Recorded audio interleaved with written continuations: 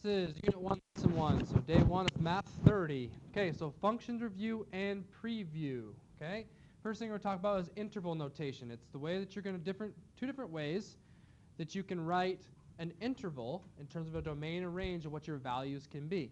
Okay, we're going to talk about set builder and actual just interval notation. Interval notation is the most common because, well, basically because I taught calc and that's what they use in calc most of the time. Okay, the interval notation. It's just a shorthand way of saying x can be this instead of you writing inequality every time. Okay, so the set builder is an inequality. So here's set builder. Okay, so we have set builder. It's right here, and it's this piece right here. That's a set builder notation. And so the deal with that is that it's just simply identify what you're talking about. So x, just a straight bar there, and then what is your x in between, or what is your x at? I didn't say this last class, I probably should have, but this right here is an example of an in-between, right? X is bigger than 2, but less than 5.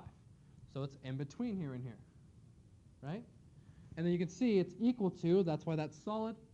It's not equal to, that's why that's not solid, because it can't be 5.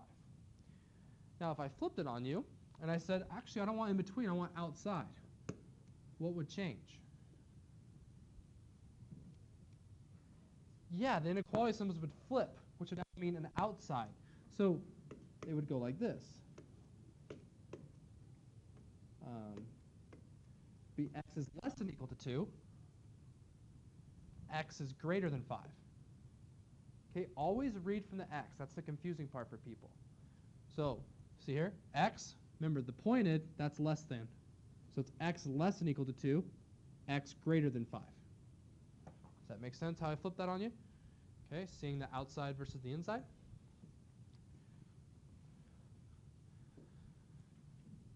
Okay, interval notation is a more concise way of describing a solution. The above solution, so the same picture we just used, not the one I made up, so I don't confuse you. Okay, the one above is demonstrated interval notation as square bracket 2, round bracket 5. This simply means square bracket means include, so 2 is included. Round bracket 5 means 5 is not included. Okay, and then just means 2 to 5. Okay, we'll talk about the outside for that later. I don't want to confuse you with infinities yet.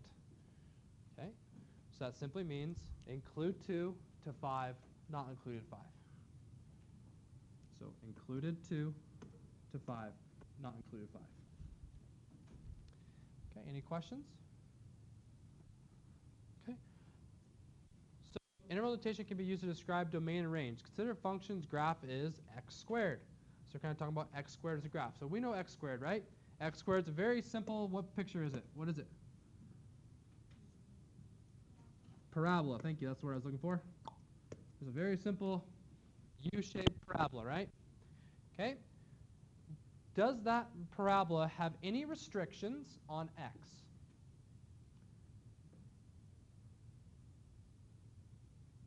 So if you look at that parabola, is there anything that x can't be? Well, if you look at it, right, here's my x-axis. Everywhere with my x-axis, there's going to be a value for that parabola. The parabola is growing infinitely laterally. Junior class change. Does that make sense? Okay, so that's why, right here, it's negative infinity to infinity. That means all. From negative infinity, so negative everything, to positive infinity, positive everything. That means everything. Okay, you can write it as this as well, last class asked. X is all reals. That's fine as well. Okay? Now the y, however, does have restrictions. Where is there no y's? Yeah, down here. Nothing's down here for y values. So it's greater than or equal to 0. Okay?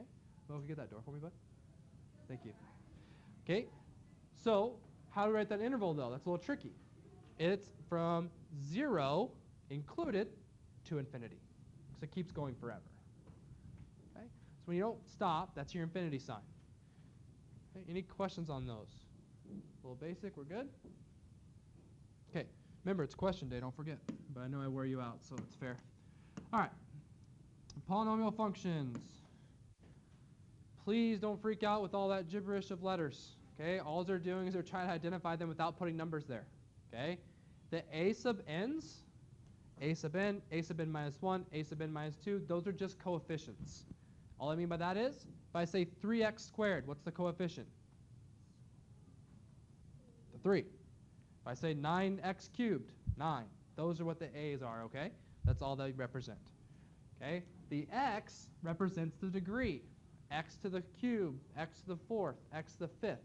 When you're writing a polynomial function, you want to adjust it from highest degree to lowest. Okay? So if I have a 5, if I have a the fifth, the second, and a constant, the fifth goes first, the second goes second, the constant goes last. Okay? That's how you want to write them to order them. Okay? And the last piece is a naught. That signifies the constant. That means there's no variable there. The reason they put a naught there is because, remember, when we talk about, the simple, you guys used to factoring all that stuff. If I put a 3 there, in reality, that's an exponent to 2, right? That's an exponent to 1. That's an exponent to 0, technically. Because what's anything to the 0 power? What's anything to the 0 power? 1. So nothing there, right? But it still holds the pattern. That's the cool part. Okay, so we don't write it. Just letting you know, that's where the a naught comes from. A naught's the constant because there's no variable. So 5. Okay, so let's look at this guy. What's the degree of that first example? Just go ahead, raise your hand. Somebody answer. Get their question knocked down for today. What's the degree of the example there? Yeah, Zoe? 4, right? A lot of people want to say the 3 because it's the first one, but we want the highest. The highest exponent's our degree. Now with that, what's our leading coefficient? So what's a leading coefficient going to be? We didn't really talk about that. We kind of skimmed over it. Leading coefficient is the a naught, like these a's, in front of your highest degree. Well, what's our highest degree? We just identified it. Well, what's the constant there? 1. Good. And what is our actual constant term, though? The 5. We already gave that one out. Good. We finished it off. Okay. There you go. 415 there. Okay, good. So common polynomial functions that we'll talk about linear, quadratic, and cubic. Okay. Linear, quadratic, and cubic. So remember, just to refresh, remember linears are just lines. Quadratics are your parabolas, and then remember cubics are those little, whoa, that's awful. Okay, they're the little ends. Like those are your cubics. Okay, all right, onward. I don't know what highlights, but okay. I'll just go blue for now. Did this earlier too to figure out why it's going blue. Anyway. All right, so linear functions. We know linear functions are a ax plus b form. So that means your degree is always 1 for linear. That's what causes them to be linear because they're growing constantly by 3. Okay, so just your linear form. I think this is kind of very simple review for you guys, so we'll just graph these real quick. Maybe see if you remember y equal 5. What's that look like? But 3x plus 1, so your y-intercept's at 1. Your slope is 3, so 1, 2, 3 up, 1 over. I like to go the opposite direction, 1, 2, 3 down, 1 over, and then finish my line there. It's my 3x plus 1 line quickly. Y equals 5. Is that a flat line or vertical line? Flat line or vertical line? It's a flat line. People a lot of times say vertical because they see the y. But remember, y equals 5, I always tell people that's where you put the dot. I want to put a dot at y equals 5. And I want to go through that dot. If I go through that dot, I'm not going to go up and down because that's just the x-axis to be the same every time. So I go through it. Another way you can know that is y equals 5 essentially is a linear line with a slope of 0. It's flat. It's not growing at all. Okay? The vertical ones are the x equals lines.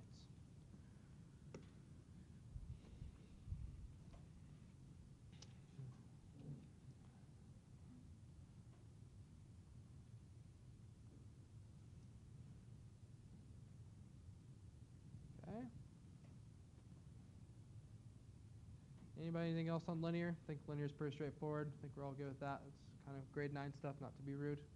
Just saying, that's when we did it. Okay, quadratic, that's math 20 stuff, so I can understand this. You're probably, how many of you remember to complete the square? Okay, so complete the square is the kind of stuff that diploma is going to bring back. They're assuming you remember how to do stuff like that. Okay, so you make sure you get this. We'll go over it again here. So what is complete the square? Complete the square is how you get from general to standard form. We like standard form for graphing because it tells me my vertex and tells me which way the stretch is going and all that stuff. So standard form is a little bit better for graphing. Okay, so let's go ahead and do this one here. X squared minus 3x minus 18. So this is factorable. So let's just go ahead and go down here and let's just factor it. Let's skip the calculator part for now. Okay, I think you guys can do that pretty well. But what is this factored? Combinations of negative 18 that get you negative 3. Okay, if you've had me before, if you're not good at this, I give you an X. So you're looking for multiples of that add up to that. What do we think? Yeah, so it would be negative 6 and 3. So if you're not used to that, not wrap your brain around it, negative 6 times 3, negative 18. Negative 6 plus 3, negative 3. So it meets both, right? So that's this part.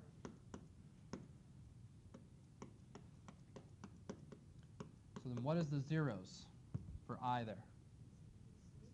6 and negative 3, good.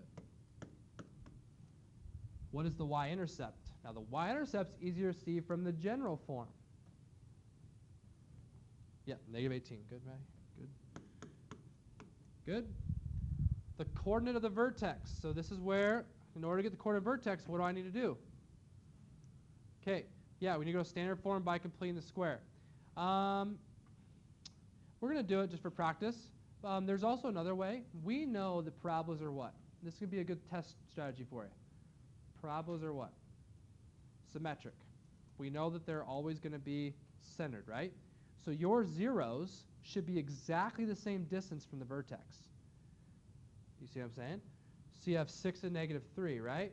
So if I'm over here at 6, 1, 2, 3, 4, 5, 6, and over here at negative 3, these are my zeros. My vertex is halfway between them. Guaranteed. Has to be. So what's halfway between those? Unfortunately, that's a fraction because that's 9 apart, so it's 4 1/2. 1, 2, 3, 4. It's going to be right here. Somewhere right there. So if I know the x, how can I find the y?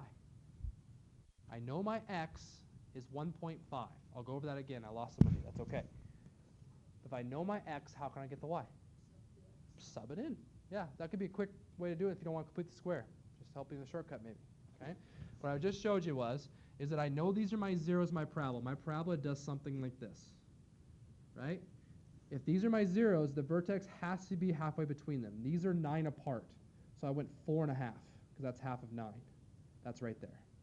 Now I plug in 1.5 or 3/2 in for my x's and see what it gives me for y. You now have your vertex. Okay? Let's do complete the square though just for practice. Okay?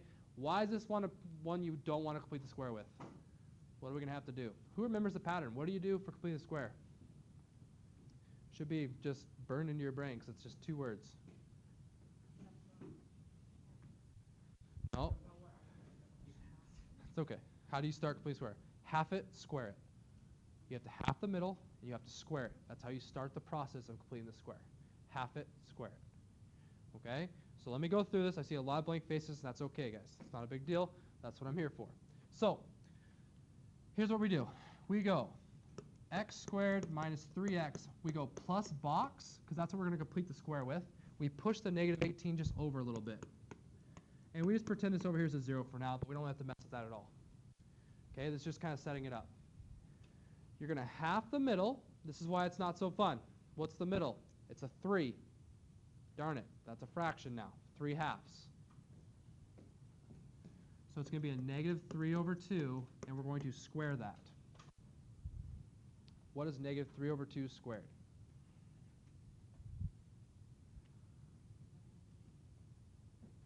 Nine over 4. Square the top and the bottom. Okay, I'm going to stop there. See if there are any questions before I talk about the next piece. That's the first step. That's how you start. You half the middle, and you square that. You put it in the box. Now, intuitively, you're saying, wait, you just put a 9 over 4 there? That's it?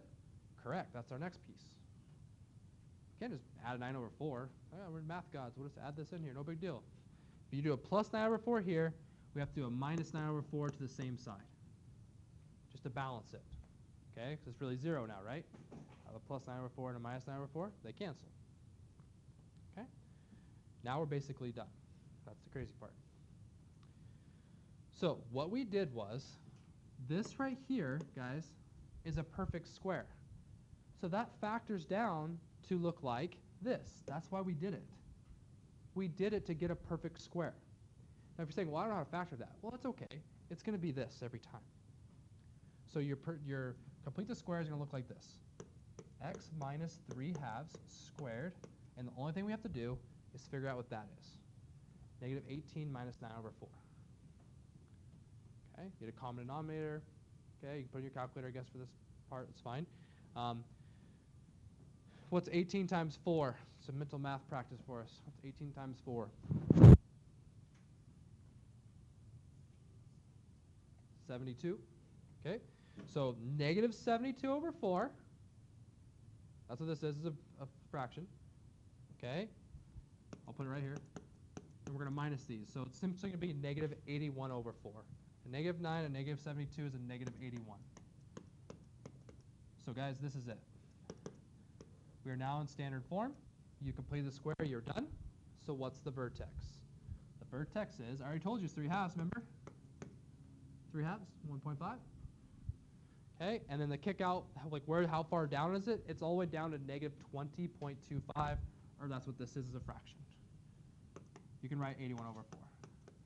Don't be discouraged with the fractions, guys. They're just numbers. Okay? Just numbers. I know a lot of people get all upset and, oh, that's way too hard. Okay? Same process. Any questions there? If I lost you completely, let me know.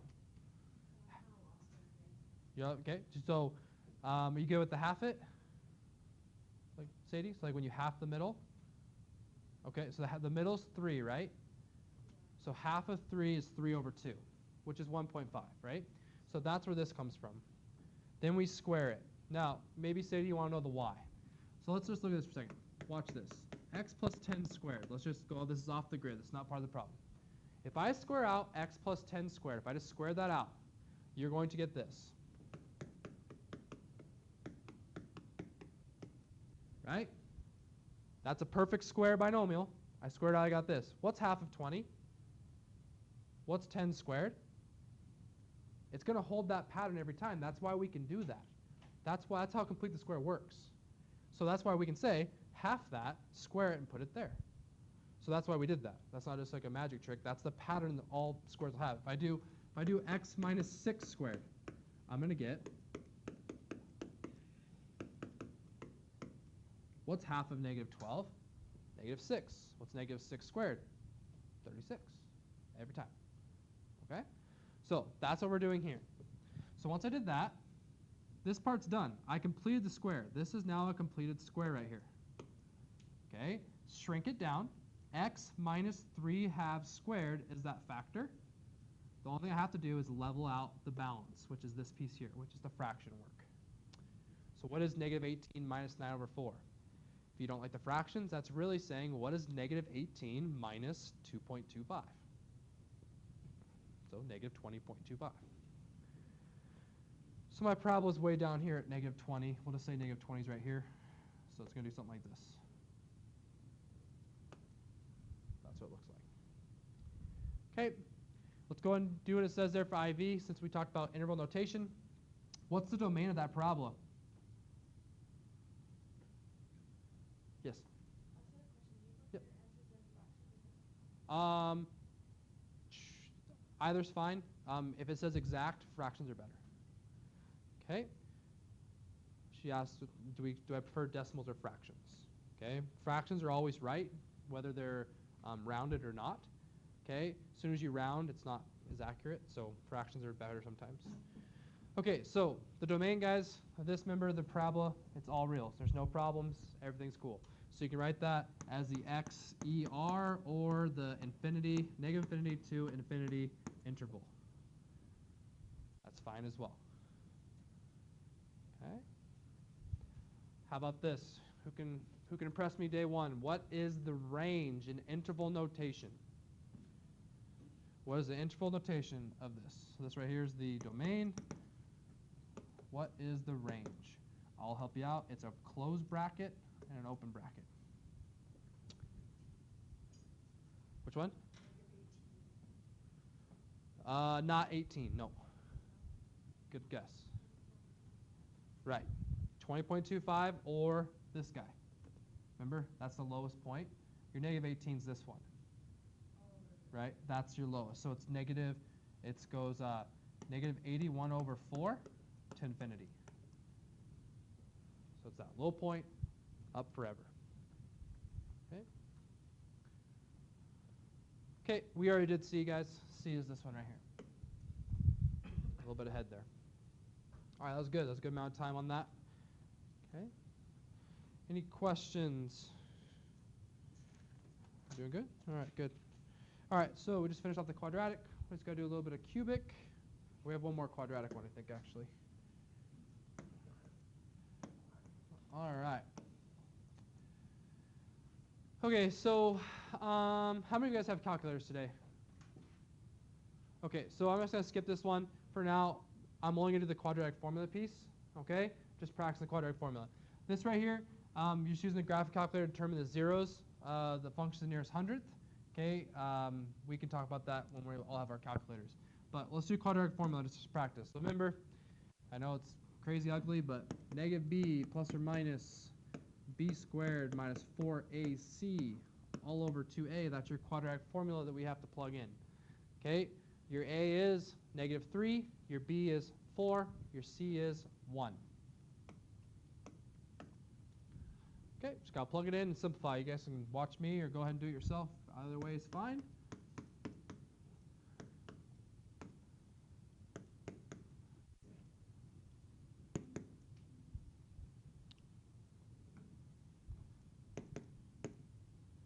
Well, simplest radical form, so we do have to break the radical down.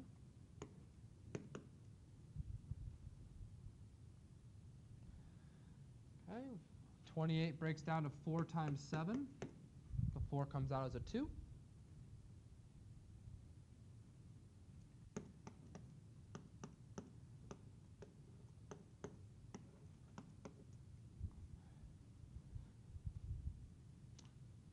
Okay, and we have one last thing. The negative 4, the 2, and the 6 all have a 2 in common, so we can take a 2 out.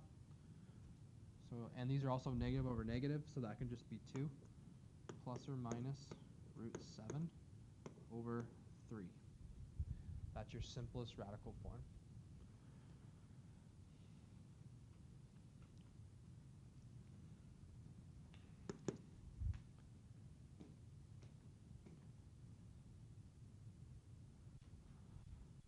All right.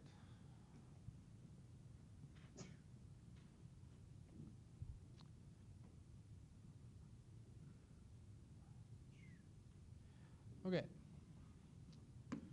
So, with cubic, all right, we'll do cubic and we'll stop there today. Okay, I'll go ahead and just make this a little second video tomorrow. You're wore out, my voice is worn out. It's all good.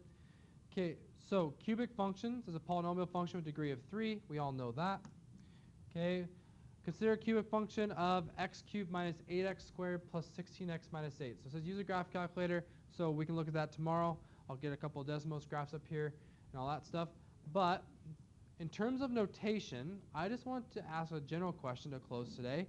That cubic function, what is it going to be for y? What's the restrictions of y going to be? What's your interval for y on that cubic function?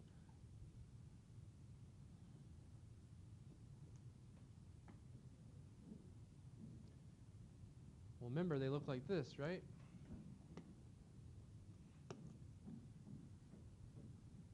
So it's going forever what? Both directions. So all is good for y. All's good for x. So everything's good on the cubic for x and for y. That's why they're trying to trick you. Well, not trick you here, but that's too easy of a question to them. So they're saying they want to know when y is greater than 0. So then they want, see these intervals they made? Make it difficult now. They want this interval and this interval. That's what they're asking. They want when y is above 0. Okay? Any questions on that? All right, cool. Okay, you guys can go ahead and have a few minutes to start a couple practice problems if you want. Like I said, we'll finish this one tomorrow. But yeah, good first day. Thank you.